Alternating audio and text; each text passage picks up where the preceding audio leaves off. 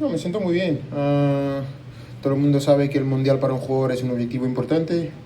Yo he intentado hacer la mejor temporada posible con el Madrid.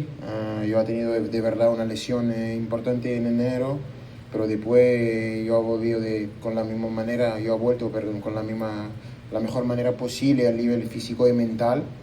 He intentado llegar aquí en buenas condiciones y, y me siento bien, pero como lo ha dicho ayer en la rueda de prensa antes del partido, es únicamente el inicio, tenemos que hacer mucho más si queremos ganar lo que queremos ganar.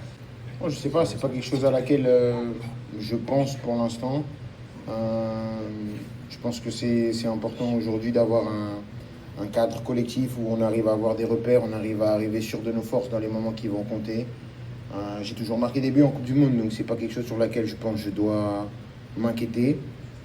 Mais comme j'ai dit, la priorité pour nous, c'est d'arriver sûr de nos forces en tant qu'équipe, parce qu'on sait que plus on va avancer dans la compétition, plus on va être mis à rude épreuve. Et pour gagner une Coupe du Monde, tu vas devoir battre tout le monde, donc ça va être très compliqué. Non, c'était pas ça, c'est pas de l'agacement, mais c'était un peu parce que comme notre partie où on attaquait, elle était regorgée d'eau, ils ont passé 20 minutes à nettoyer la partie où on défend, mais ils n'ont pas passé du temps à nettoyer la partie où on attaque. Donc ça c'est un désavantage. Je voulais qu'ils passent le même temps pour nettoyer les deux parties du terrain. Donc quitte à choisir, nettoyer celle où on attaque, quoi.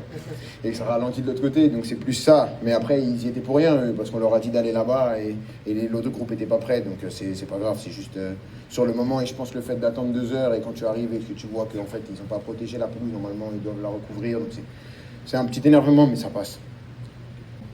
Non, non, non, je l'ai dit hier, Léo marque toujours. Il a toujours marqué, il marque et il marquera toujours. Si je veux regarder ce que fait Léo, je vais devoir faire encore plus. Donc non, non, je ne regarde pas du tout ce qu'il fait.